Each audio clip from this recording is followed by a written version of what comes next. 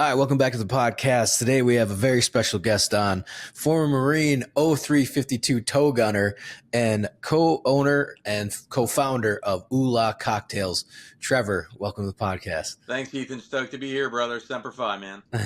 Semper Fi. Thanks for coming on. We were right before the podcast. We were catching up and telling some stories, but we'll jump right into it.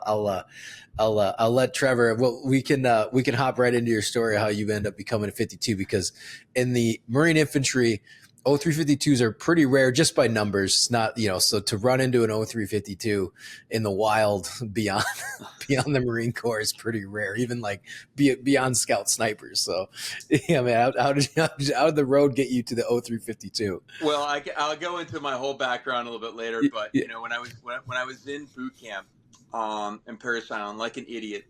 First, I'll tell you how I went in. When I went in, I went to the recruiter. I said, "Look, I only want to be in for 4 years. So I want infantry. I want to have good times." This is back during the first Gulf War, and so they had these dominoes set out. I think they still use some sort of dominoes, like they did, right? Yeah, I said, I want to do infantry. I want to do 4 years. I want to have a lot of great stories and get out. And he goes, "Okay, well, you got to take the ASVAB." So I take the ASVAB, and it's not the most difficult test in the world. So somehow, it's like the only test I've ever done well on in my life. I did really well. And that's like a recruiter's dream, because they can fill all these quotas that they're never able to fill. So he puts every domino back on the table, and he goes, "Hey, look, man, you can have just about any job you want." Took my finger, put it on infantry, and I brought it all the way around. And I said, "I told you when I got in, I'm doing 4 years, good times, good stories, and then I'm out. I want to be a grunt." So I'm in Paris Island. We had some prior service guys in. We had a couple. One guy was a staff sergeant in the Air Force. Who does that? An E6 and then comes back in and, "Well, I'm going to graduate in E3." He's like 31 years old, right? He's like, "I'm going to graduate in E3 or E3." And I was like, "Okay, if that's what you want to do, man, whatever." But we had this guy who spent 6 years in the 82nd Airborne. Really good guy. Forget his name. He was our guide for the majority of the time we were in there, but was really helpful to me. And so, as we're coming down, and he knew I was in 03, he goes, "Listen, dude, whatever you do when you get to infantry school," and it was actually before that, because it was MCT. I was one of the last infantry that men went to MCT, then infantry school. And he goes, "Whatever you do, try to become a TOW gunner." And I said, "Why do I want to be a TOW gunner?" He goes, "They hump a whole hell of a lot less than everybody else." And I was like, "All right, that sounds good to me." Yeah. So I did well in boot camp. I graduated second behind him. So, I'd gone in like an idiot with no deal. I was going to graduate in E1. So I got E2, thankfully, graduate with a chevron. And I picked 0352 and MCT and became a TOW gunner. And, where I was stationed in Hawaii. I fired maybe 6-8 missiles my whole time in, because we have to go to the Big Island to train or some other place to train. Most of what we did is aggressive battalions, which was really fun, because you got to do whatever the hell you wanted to do. Mm-hmm. But you're right. I don't know that I've ever met a TOW gunner. I've met heavy machine guns. I met machine gunners, mortarmen, all that other stuff. But I hadn't thought of it. I don't know that I've ever met a TOW gunner in any other force. No, this is the first time. That's what I'm saying. It's like obviously I was a DDM and contract. Also, contracted after I got out, so I did run into a bunch of former military, working as a contractor after my time in. But even then, though, I never ran into like an 0352 that's like our driver or something, or like a heavy. I've never ran into one. And then so now you're like, I was an 0352. I was like, holy shit, that's awesome. You don't see a lot of TOW guns, but the coolest TOW gun story, it's not my story, it's something that I saw, is when the Iraq War happened, and Saddam's scumbag kids were in one of their many palaces hiding out, and they had those TOW missiles just blowing up the buildings. So ultimately, his 2 sons were blown up by Marine Corps TOW missiles. Yeah, absolutely. And that's the thing too. So did you guys do javelins as well, or was it just specifically TOWs? Just TOWs. Just TOWs. Okay, yeah. I might be wrong. I don't think the Marine Corps. I don't think we had javelin. Maybe it was. I don't know if our TOW gunners handled javelins though. They might have. I might be wrong on that. Okay.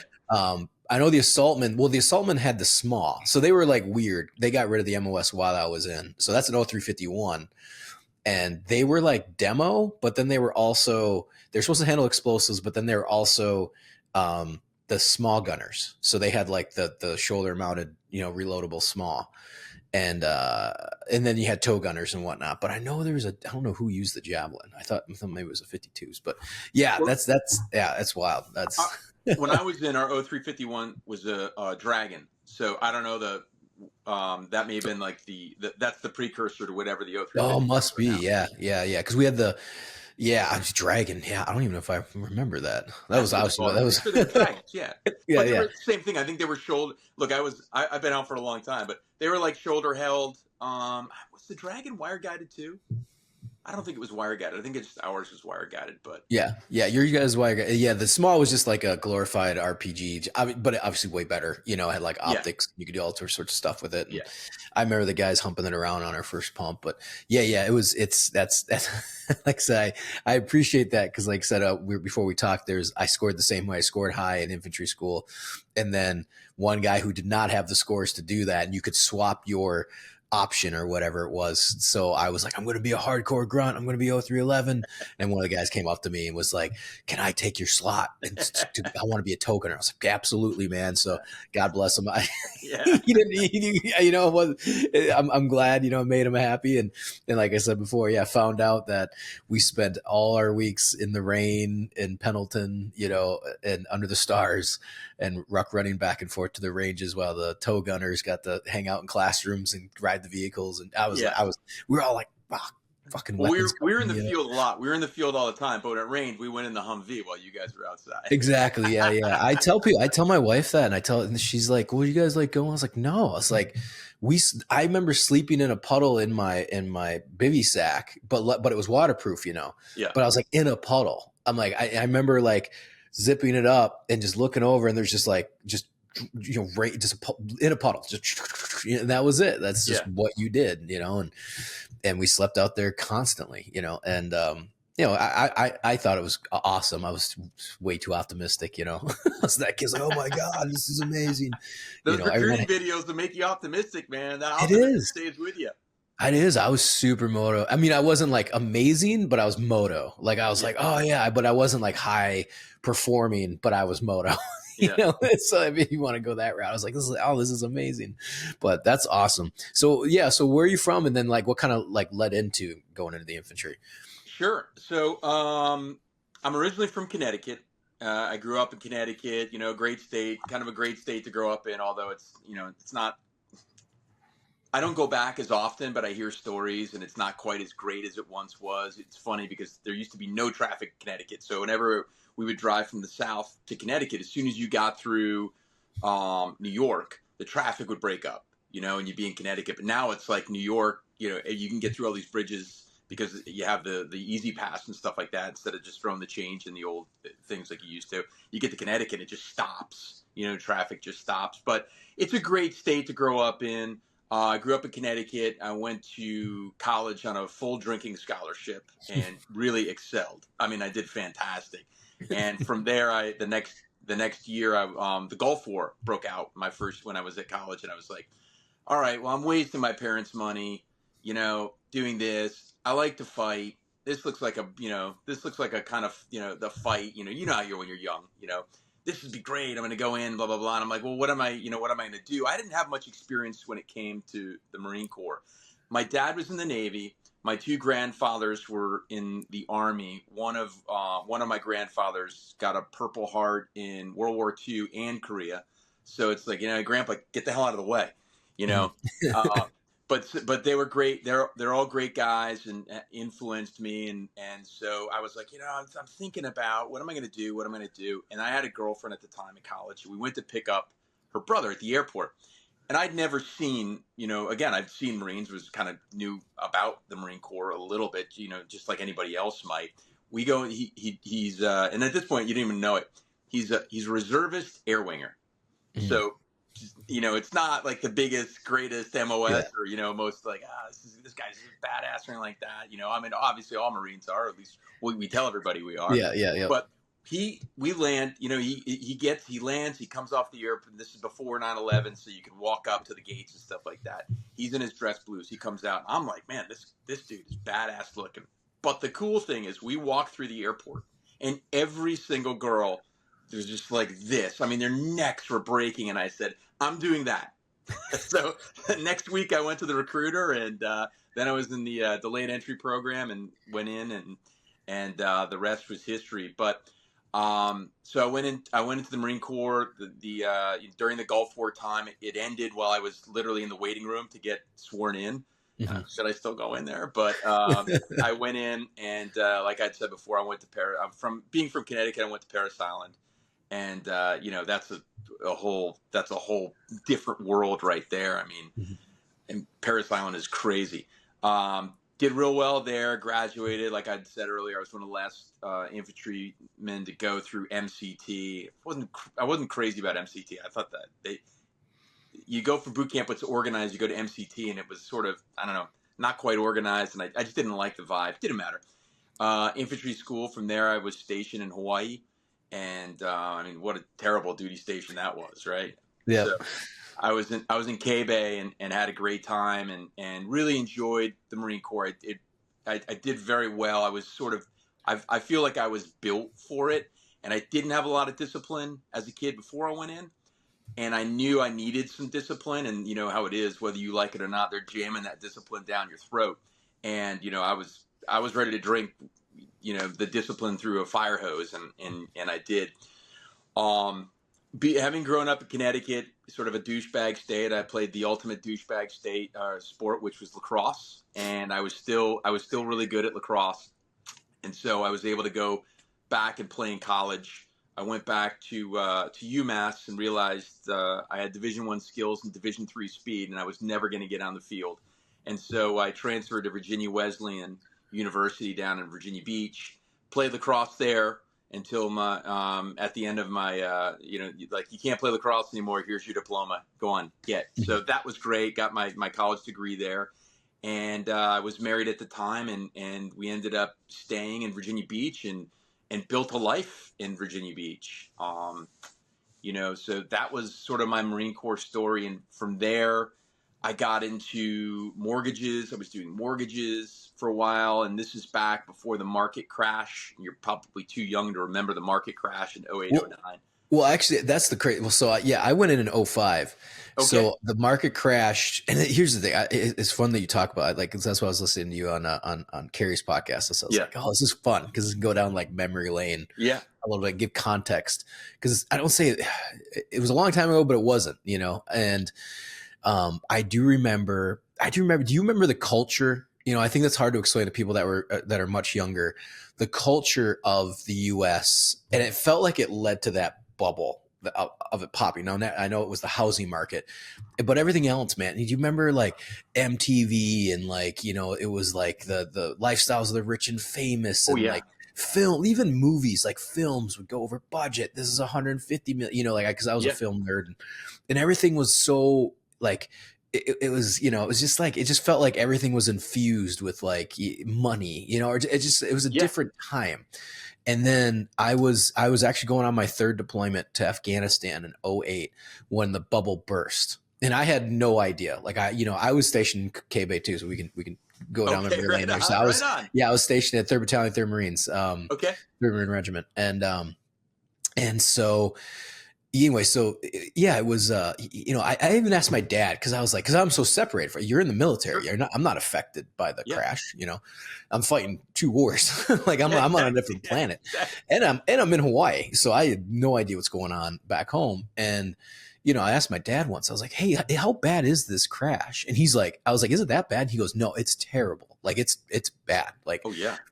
They lost a bunch in their 401k. Their jobs were good. They weren't like, but it was like everything just fell, crazy collapse, and I remember that. Yeah. And honestly, I didn't know what caused it. I had no idea, again, I was on my focuses were completely somewhere different. And till years later, we go over it and like, but leading up to that, I remember my mom. And now we can kind of go into it a little bit. My parents, we've always been pretty, I don't say frugal growing up, but like pretty much frugal. We were poor, went to lower middle class, upper middle class. It was just like felt like everybody from the 80s, that generation had kids. I was born in 87, so it's like I always felt like everyone just kind of made that path. We all started poor and we all got to middle class, like all my friends. So but I remember, it was there's all these houses. My mom, I hated it. Every Saturday they would go like look at homes or they go garage sailing, that kind of shit. But we'd go look at homes. I was like, we can't afford this house. Like, why are we wasting my Saturday? Like, can I go watch movies or something?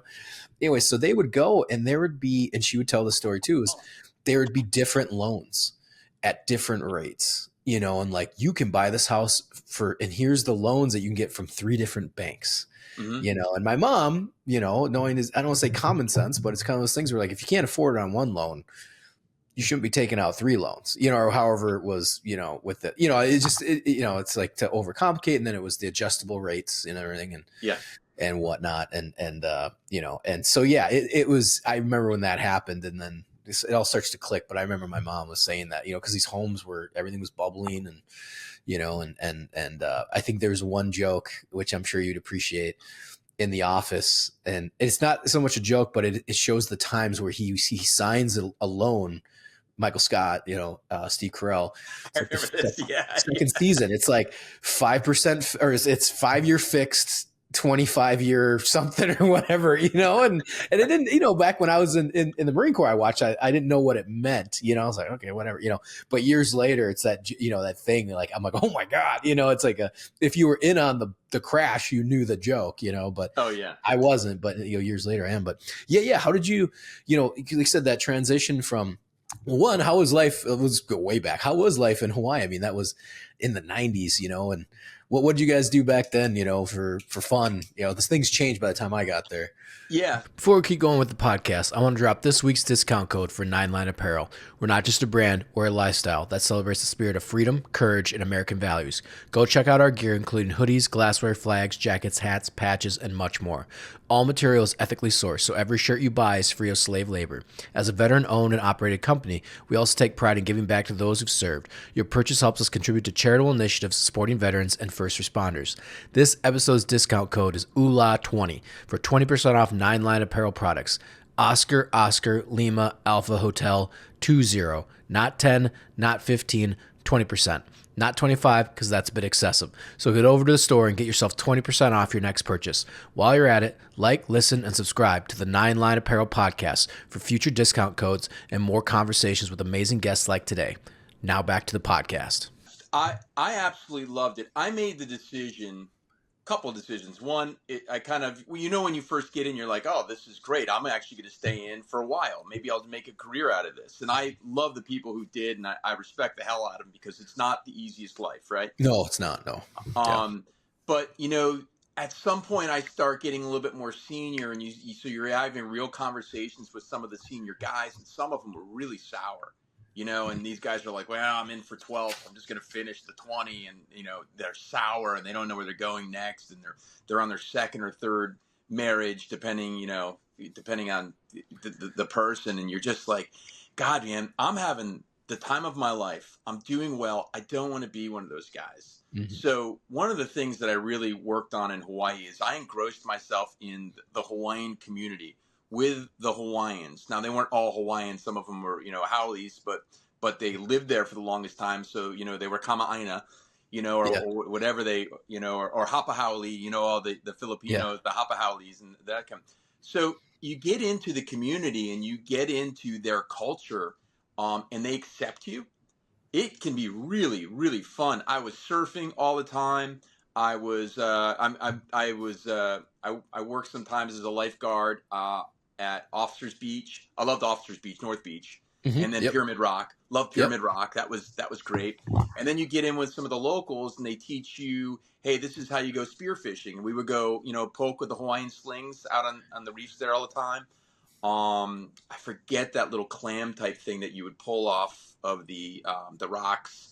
I forget what those things were called, but they taught me how to go out and do those. They tasted terrible, but just part of the culture thing. The first one you pop, you throw back in the ocean, and that's back to the Hawaiian gods and stuff like that. I got into that. Then I would be invited to their barbecues, and how the barbecues are in Hawaii. I mean, they're the friggin' best. You remember that golf course, right? Yeah, I only went on it like I knew I never played on it, but yeah, I went to it a few times for my brothers, and they would go, and my dad would play it. But yeah. I mean, it was absolutely beautiful. But they had gorgeous. What's that they had this wood there. It'll come to me, mesquite. They had a mesquite tree there, And we would go and pick up because the Hawaiians know, they're like, hey, I had this one friend, Jeff Barbietta, he's passed away, but he was a fireman and he was a lifeguard instructor there. And he would always take us to that mesquite tree, and we would get that wood. And he was an incredible cook when it came to that. And the barbecues and the huli huli sauce, and then the tuna you would have, that you would pick up on the street that was swimming just 2 hours before that.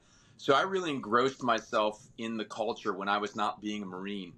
And then I had they had a men's league lacrosse team there that I played with, and those are the guys. I got really good at lacrosse. I was really good in Connecticut, but I got really good playing with those guys. All the beer league tricks that I brought to college, they're like, that's a bullshit trick. You can't pick the ball up with your hand. I said, this is college. None of the refs are looking at it for it. Yeah. They never were looking for it. So Yeah. you figure out all these things to adapt, improvise, and overcome. So I engrossed myself in the culture. I surfed a ton. I would go diving a lot. Had some friends with some boats, so we would go out to, some of the islands, Rabbit Island off of Makapu. We went out there. You made it out there. I never made it out there, but I know of it. Yeah. Yeah. Well, I didn't paddle out. I went out there on a boat. The paddle out, it was fine. I'm sure it could have been treacherous at some point in time, but I surfed Cockroach Bay, which was right next to Makapu, that little wave as you came around. Mm-hmm. That place was cool. And just, going out to the North Shore and I'll tell you one more quick story. When I got out, I gotten into weightlifting before I got into surfing. I got into weightlifting, so I was really big. And, I get out, I'm still big, and now my hair's a little bit longer. I got a, goatee, and I had a 72 VW bus. It was just beat to shit, but it was awesome, right? Yeah. So I'm loaded up. I'm going over to the west side. I'm going to go surf Makaha because I'd surfed a couple times. You have to be cool over at Makaha, right? You don't want to flex it there. So I'm going by the high school. I forget the name of the high school, right next to Makaha.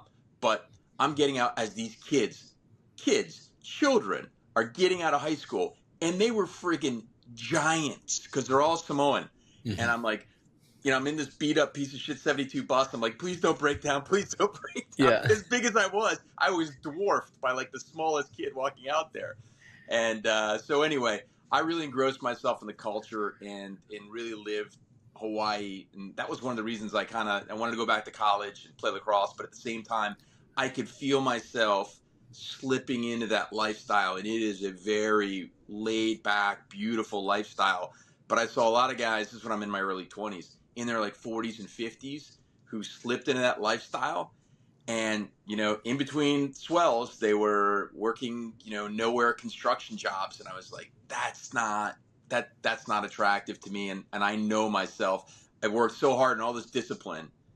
And now, am I going to let that go to live this beautiful lifestyle? No, I got to go back to the mainland and go to college. Mm-hmm. So how long did you stay then after you said you got out for a little bit? So you stayed on island for like a year or so? Yeah, or? About a year. About a year. Yeah, that's awesome. Well, it's cool to hear that because and I love what you said because I replicated the same thing. Like I went in, I was like, I'm doing 4, want to go to war. It was a different time. I went in 05 and, I was like, so it was pretty much almost guaranteed. And, and I was very fortunate in my time in, but I saw that too. It was like, I had done a bunch of stuff but at the end of the day, you see the staff sergeants, you see the life.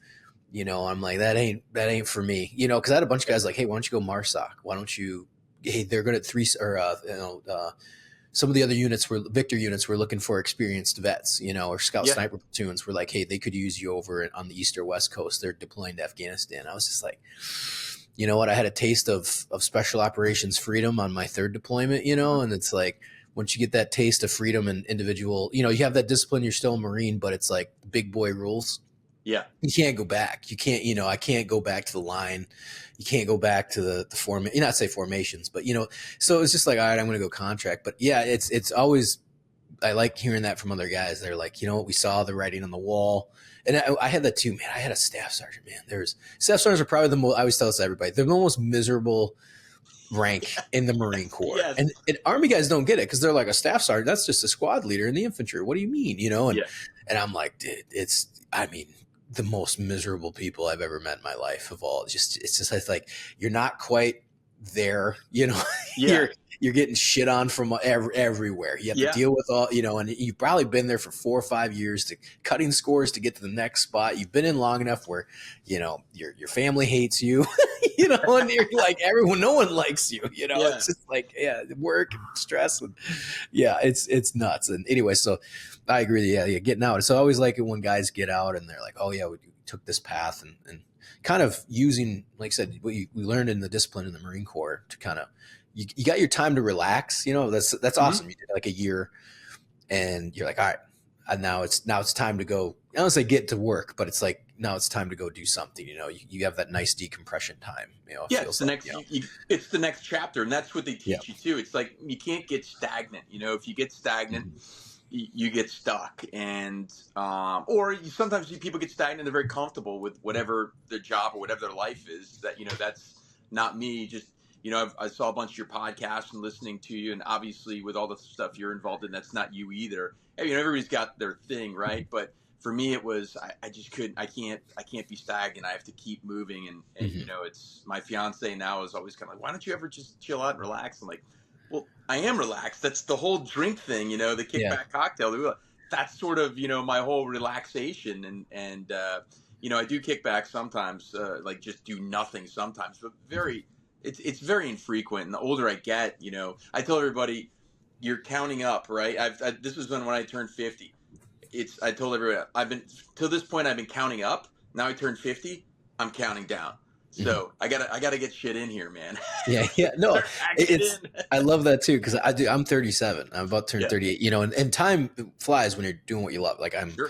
I still think I always tell everybody, I still think I'm in my late 20s. So when I think of people, like Adam Driver, because I'm in film. So I'm like, oh, Adam Driver, he's a Marine, he's my generation. He's like, I think he's like a year or two older. I'm like, yeah, that kid's doing great. And I'm like, oh, he's not a kid. It's been 10 years since Star Wars. Motherfucker's like a Hollywood, you know what I mean? Like, I still think of like, even him, like in my mind, I'm stuck at 28. He's 30. He just broke, but so I apply it to now and I'm like, dude, that's been like 10 years. Like, you know what I mean? Like that's a good thing though, man. That's exactly. Thing. Like you got to stay young in the mind to keep going. But I agree that my wife's the same way. She's just like, she's very supportive of the career, but she's also like kind of wary, like, all right, where are you going next? Like, even if it's, with kids, cause it's with kids, it gets a little harder. Not so much. It's, I tell her too, like I went to Ukraine in July and I'm like, I'm fine. I feel great. I feel at home. Don't worry about me in the combat zone. I am more worried about her dealing with 2 kids. You know what I mean? Like the stress of like, you gotta get up, my son is 7.5 months old and 3, like I actually find more stress in that. Yeah. To be like, I don't want to put that stress on her where she gets stressed out because I have a 3.5-year-old and 7-month-old. So you got to get up and one's not sleeping well at night. And the other one, baby still needs getting up once a night for the ball. It's just kind of like, it's just like a lot of stress, like, so I play a lot of the stay-at-home dad roles, even though I'm working, I work from home, so kind of relieve the pressure from her and her career. But no, I agree. It's like always pushing forward into that next goal, I guess, in my perspective. But, it's awesome to hear you say that from, like I said, you're counting up, now you're counting down, but you're still getting after it. You're still like, we still got to do something new.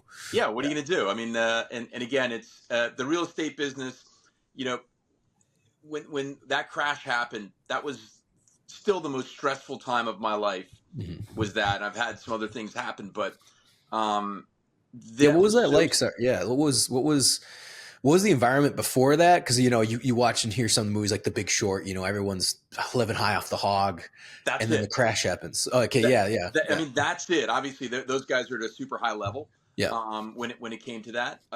But it was like that. It was so crazy trying to buy houses. You could always sell them, but trying to buy houses, whether, at that point I had done a lot of new construction. I was doing a lot of buying very old houses. And I'd done some really good things. So some cities reached out to me, older cities around here, Virginia Beach, Norfolk, Portsmouth, Hampton, these cities around us. So they were eligible for historic tax credits. So basically what that is, if you build the house a certain way, and I only went after state ones. I didn't go after the federal ones. The state ones are much easier. The barrier to getting those is a lot easier. So you could get twice as much profit. And people all of a sudden, because rates we were lower and nobody cared what it costs. in the loans. There was a million different loans. And he, those places, oh, it's so cool and charming, and then when the market crashed, it was like, this is huge and energy inefficient. It's going to cost me a fortune. I have to repair it constantly because it's an old house. But it was absolutely nutty like that. To one point, I was saying to myself, because the majority of people around here in the Hampton Roads area it's a big military area. Obviously, it's military and shipbuilding. Shipbuilding always does well, but the military, especially where we are, is the biggest economic driver. But it's not like their pay keeps going up and up and up. And my father's an economist, and I would talk to him sometimes and other people, and I'm like, I don't understand how we keep raising prices on homes. Somehow they're able to find a loan to afford it, but nobody's income is going up. It's not like the incomes are keeping up with what we're selling. At some point, it's like musical chairs. What's going to happen when the music stops? Now, I had no idea it was going to be, like it was the credits, the credit swaps. Yeah. All those things. Nobody knew that stuff existed, right? It's like Rumsfeld once said, we don't know what we don't know. That always exists. But when I'm going back to my father, who is he's done very well, and he was an economist, he goes, Trevor, I'm glad you're in real estate because it's great. It's a tangible asset. You can touch it. It always will have value. And the first time in his generation, and certainly my generation, it didn't have any value. Like we were what we thought was leveraged right. We were into it on the max side at 80%, and then you had the older homes. You had the historic tax credits as well to kind of bail you out if something went wrong. And that was sort of the rule of thumb. If you're only into for 80%, you can always unload it at 80%. Somebody will buy because they're going to get 20% equity. Well, that 80% all of a sudden was 100%, and then it was 110%, 120. You're like, oh shit, man, what am I going to do? I'd made a bunch of money, lost every penny. I had 2 kids. So that sucks when you're bringing everybody down with you. We had some investors in our company. I'm proud to say that every single investor got all their money and all their returns, even though we went, I kind of just about went under. But everybody got their money, everybody got the returns. So, again, when my real estate career went back, again, they were happy to pour money into it. Because, hey, look, Trevor always, even in the worst of times, Trevor protected everybody. Thankfully, I was able to do that. I knew some guys that weren't able to do it. Some because they were just greedy and invested in poorly, and some just got so underwater that there was nothing they could do. But it was a scary time, and for the first time in my life, business-wise, life-wise, I always see a light at the end of the tunnel. Doesn't matter what happens. But business-wise, I didn't see a light at the end of the tunnel. I mean, I had job applications out.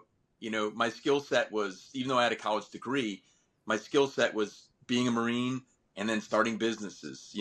I had some friends. We Blackwater around here. I had some friends at Blackwater, so I was trying to do that.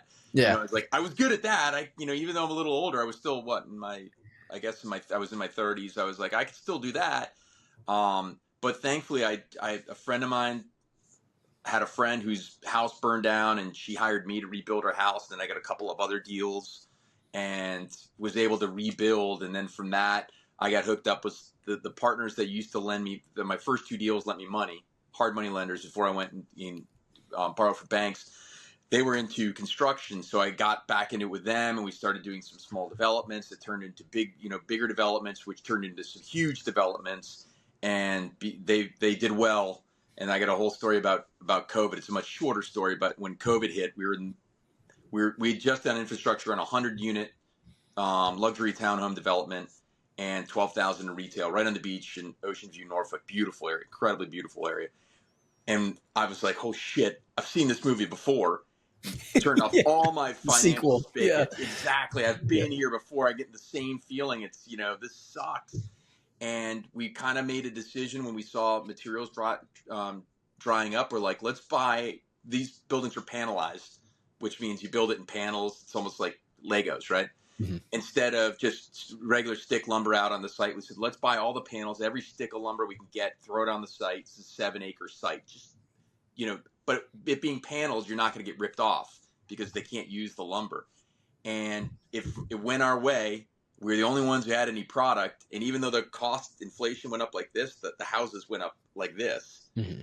And so we did really, really well on that project. And then that allowed me to kind of do some other things. The best one is Oolah Cocktails. Mm-hmm. Yeah, and I think that's a good, that experience is being quick on your feet.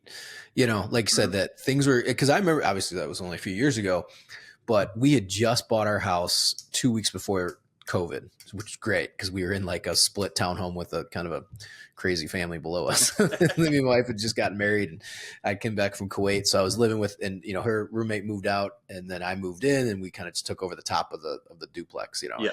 And we're like, we started looking for homes, and that winter, and we were like, oh, I found one, we closed, they'd gone off the market, and then we move in. And then like COVID hits, and we didn't have furniture. Like we had bought it was going to be delivered. We didn't have furniture. It was impossible to get. Yeah. And they were like going to deliver. Like they actually delivered. I think like the week after it started lockdown or something. It was like whatever. Yeah.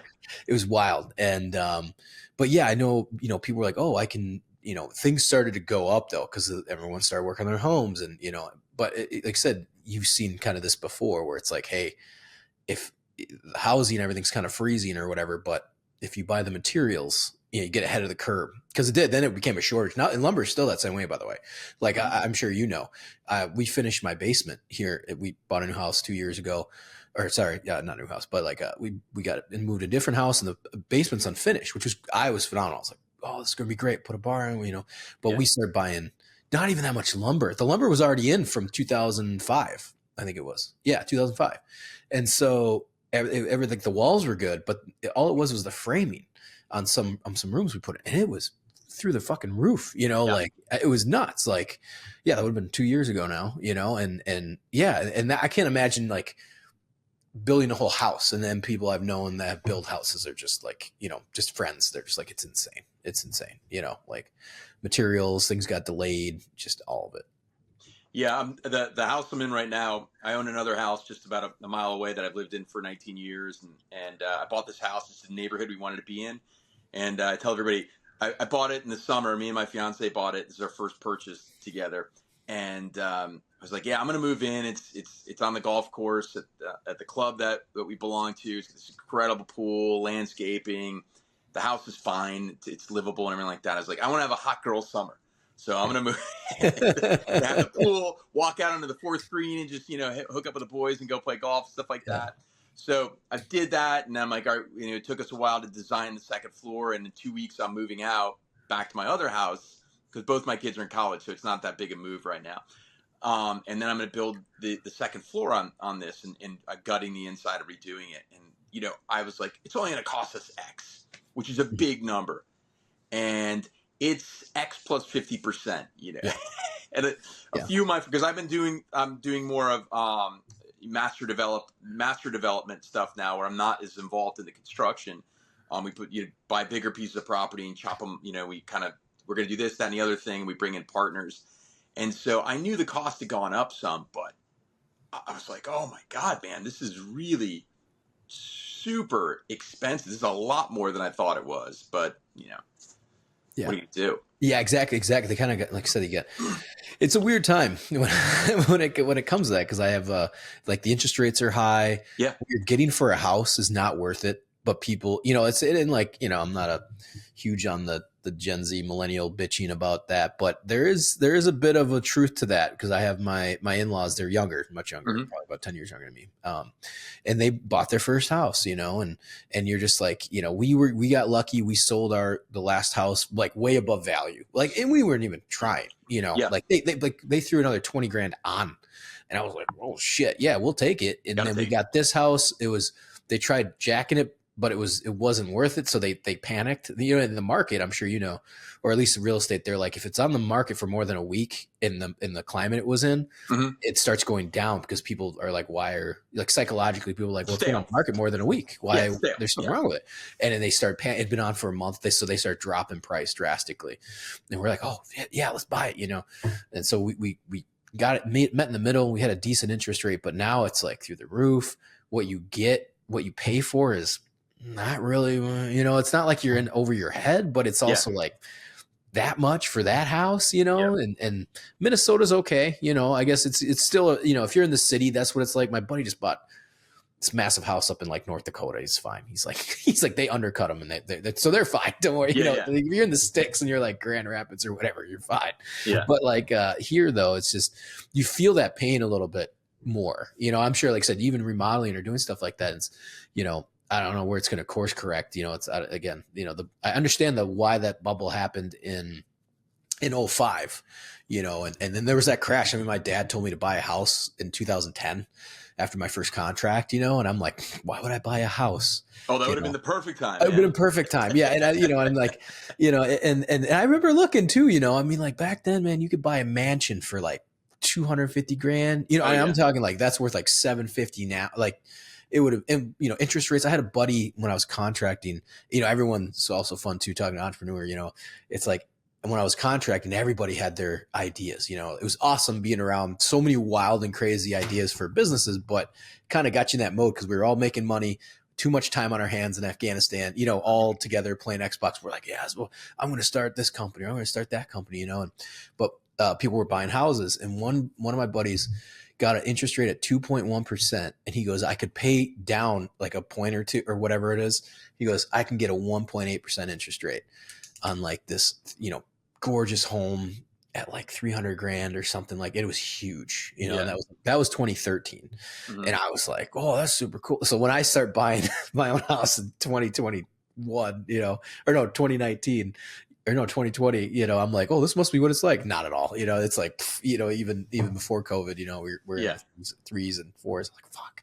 It's like, I thought this was going to be like 1.8%, Think about what you said, that you're complaining about 3s and 4% interest rate. What I wouldn't give for that right now. Oh, exactly. Yeah, exactly. My in-laws, they are at like a 6.75 or something like that. I'm like, oh man, and that's a lot, or friends that have bought very nice homes at 6.75, and you're like, I know that's like double our mortgage, so, but yeah, that's some wild stuff. So what got you into, Oolah, and like, how did you maneuver into, a buddy of mine worked with a brewing company, and, I worked at Black Rifle for a little bit. Obviously that's coffee, but what's that like saying, hey, I noticed on Carrie's podcast, when you're all drinking, you're like, let's own a bar, and I've definitely done that, like, who hasn't done that? Let's buy a bar, or a liquor store, That's right. Yeah. I think I kind of aged out of the bar. In the back of your mind, you still have, what if we did this bar? I'd rather just have a bar at my house. I've kind of aged out of that. But so my business partner, Chris Klein, is a buddy of mine from the club that we belong to. And we play every Friday. We play golf. The whole group of us play golf. And then afterwards, we go out back. It's on the water. It's beautiful. Absolutely beautiful. And we bullshit and we drink. We have cocktails and smoke cigars. And one particular day, we're sitting there and we're like, we both love rum. And we're like, we should open a rum company. And I said, I got an old surf buddy who owns a rum company down in Florida, so we could talk to him. And like, oh, yeah, it's cool. We're talking more and more about it. You have some more cocktails. And then, you know how that is. The same story you have. Like, all of a sudden, you're like, hey, man, we should do this. We should, fuck it. Let's do it. Let's, have a couple more cocktails. Next morning, the dust sort of settles. And you have all these conversations all the time. And usually the next day, you're just kind of like, But, we call each other and we're, I go, Chris, are we doing this? And like, let's do it. What's the worst case scenario here is we go through the whole process.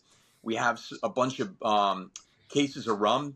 It doesn't work out. We just share the rum with our friends and, we lose some money, but it's fun and it's not a ton of money. And so I reached out to my buddy who owns the rum company, and we had a few calls with him, and he was explaining it to us. And, so you start to learn a little bit. We didn't know anything about the alcohol business, other than being, very generous consumers. You know what I mean? Yep. So I had another buddy who owns a bourbon company here in Virginia Beach. It's a really good bourbon company. And so he belongs to the club. We had lunch with him one day and he starts talking about it, but he started doing this RTD, which stands for ready to drink cocktail business. And until that point, I didn't really know that they called them RTDs. There weren't I guess there were some of them, but it was mostly like the seltzers, right? Mm-hmm. The hard seltzers. And I'm not a seltzer guy. I never have been. I don't like seltzer water, and the seltzers to me don't they're not appealing to me. But he started talking about it, and he's like, no, it's real, it's actual real cocktails. And then we tried a couple of his, but what we learned was that the margin on true spirits, whether it's rum, whiskey, vodka, gin, anything like that, tequila, the profit margin is higher, but the barrier to market is much higher as well. And there's not as many places that sell it, as far as, depends on which state you're in. But it's for here, it's control state. So we have ABC stores. So you have to go to the ABC stores to buy and they're state controlled to buy your spirits. But you can sell RTDs, ready to drink cocktails, in the grocery stores and the corner stores, the C stores like 7-Eleven. If you stay in Virginia, it's 7.5% ABV, alcohol by volume.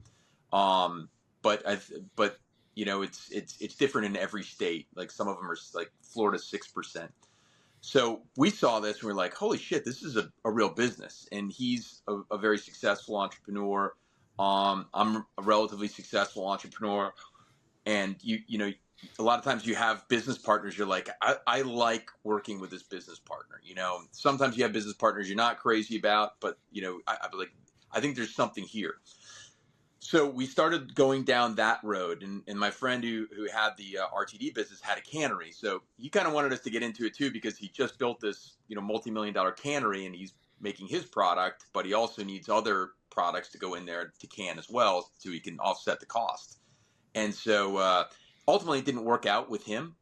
But from that, we found this company down in Florida that did what's called co-packing. So we own all the intellectual property and everything like that, but we don't own the factory where everything gets put in and made. You buy everything, you source everything. They have these, really sophisticated computers and production lines that put it all together and can it. And you have to do everything correctly. And there's all these legalities, and, so you have to hire attorneys. But we were able to put it all together. And it took 2 years from the day we decided we're going to do it to the day we got our first cans in the boxes, and we were ready to go till we first had product. And it was like an onion, right? You're always peeling something back, and there's something new there. There's something new there. But we kept staying with it until you finally get to that point where you're like, all right, you got to grab your balls and go for it. We can, just do this and get, paralysis by analysis, or just go for it. And we hit the point where let's just go for it. So we got some small distributors in Virginia. Then we had one in Florida, because we launched at both states on July 4th of 2024. And Florida, that's sort of their off season, so it was real slow. It's picking up now. But we in Virginia, where we are in Hampton Roads, one of the most important, like Hampton Roads, Richmond, and Northern Virginia, which everybody calls Nova, are the three most important parts of Virginia. I mean, Nova is almost a different state. And so we were able to secure our distributor here in Hampton Roads.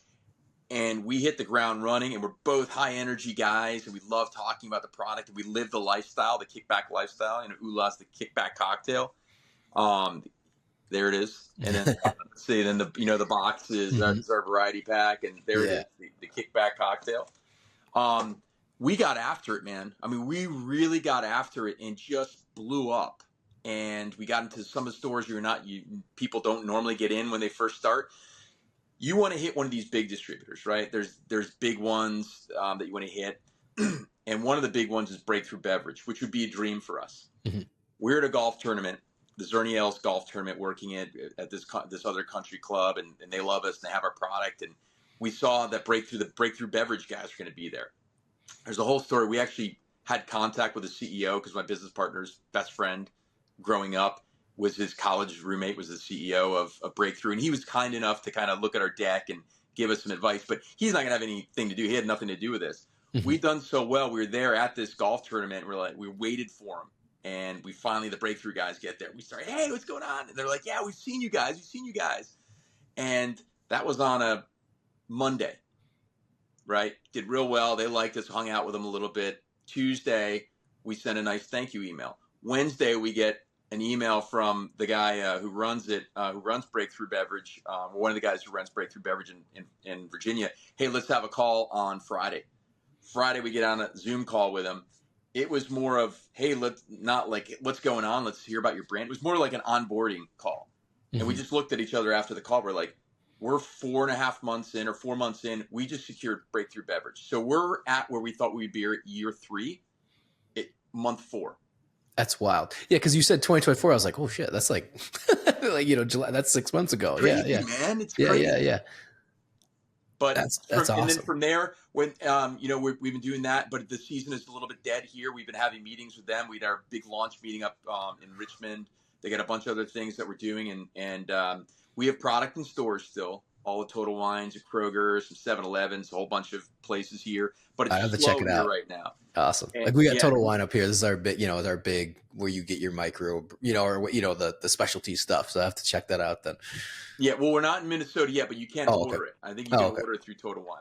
But and now Florida's been kind of popping off. Now it's getting bigger and bigger. We have full-time salespeople down there in Florida, and I was down in Key West a few weeks ago and had a bunch of product delivered to me. Went into all these bars. We got a great saleswoman down there, Christy.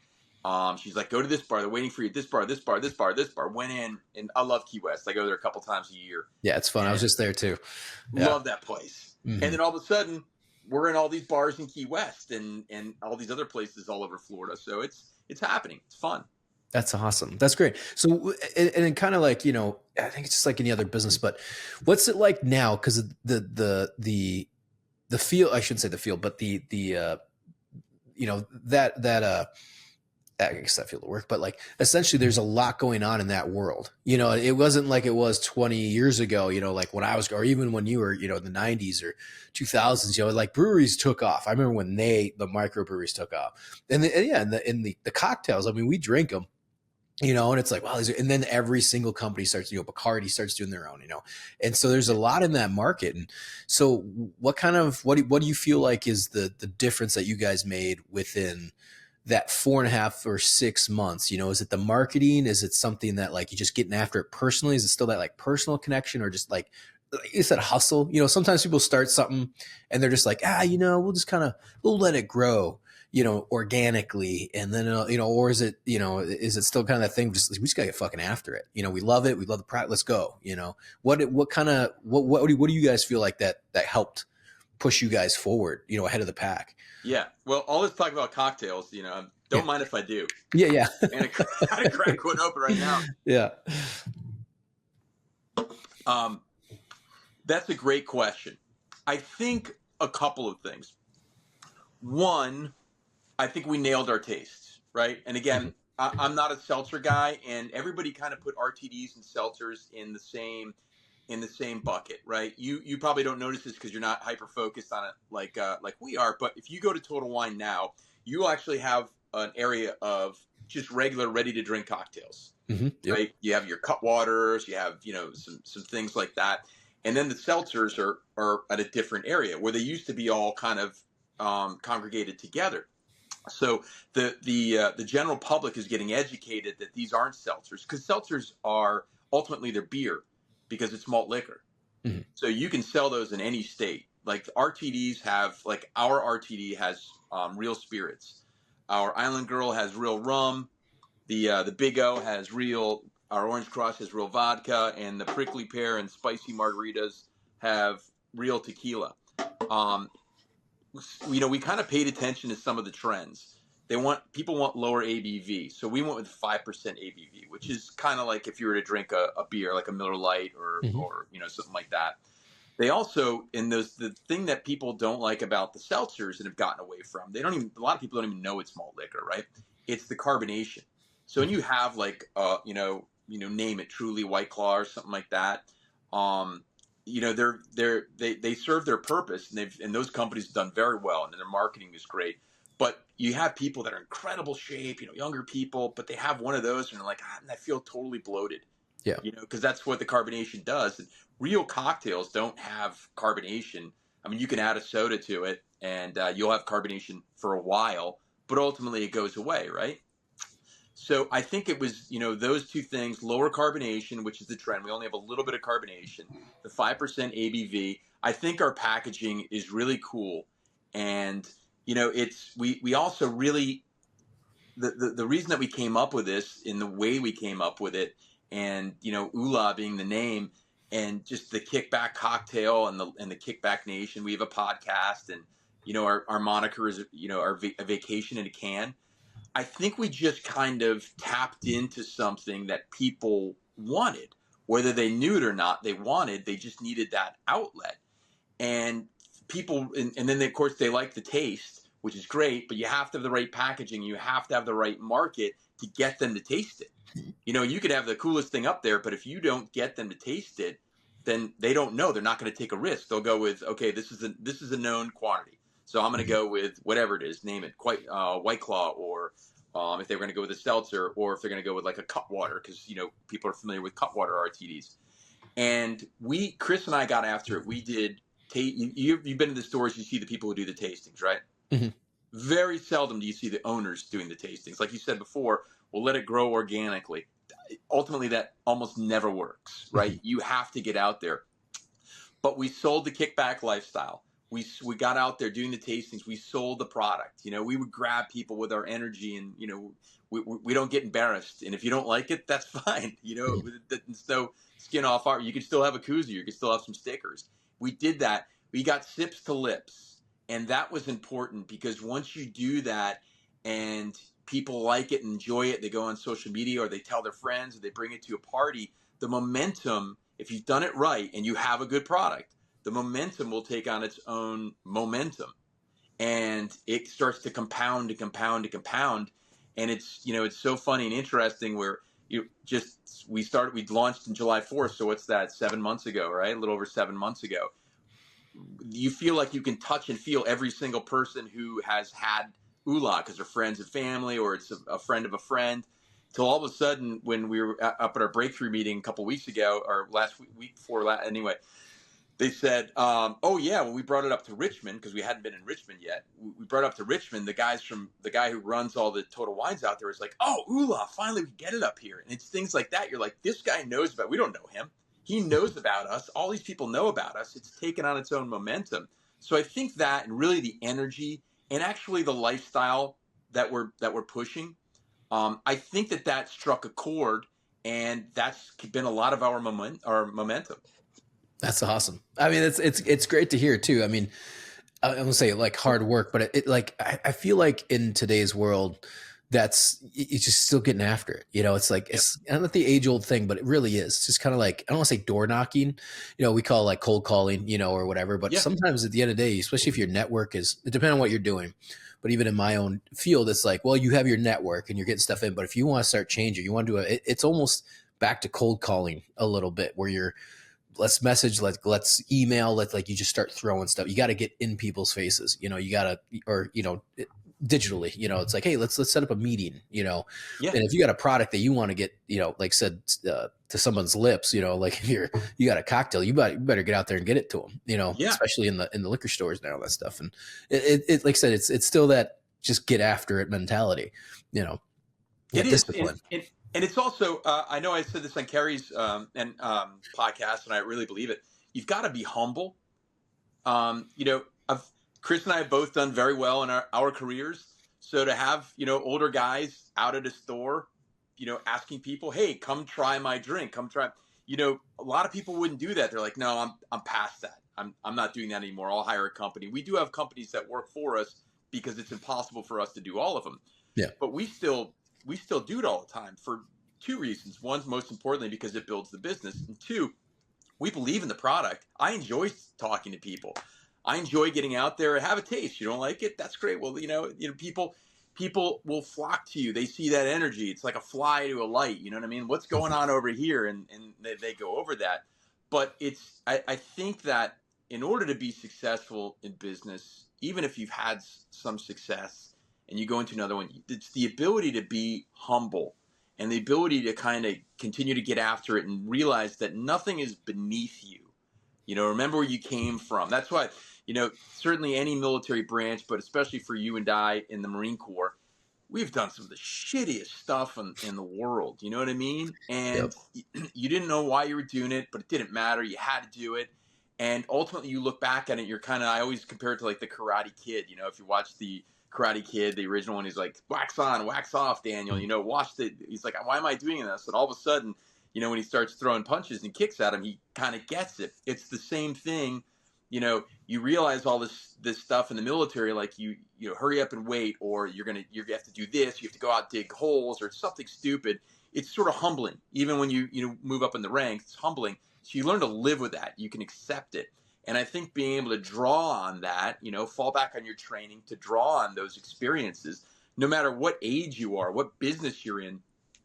Getting my ass handed to me in real estate. I wasn't super young, I was in my late 30s when that happened. 2 kids and a wife, and you're like, oh my God, I built this life and it's all going away and I can't stop it. There's nothing, I can't turn off, the spigot, it's just happening. That's incredibly humbling. But because of my experiences in the Marine Corps, I was able to, okay, all this shit happened, but the mission has to continue. So we need to continue to move on with the mission. And, even I've had my first wife passed away unexpectedly.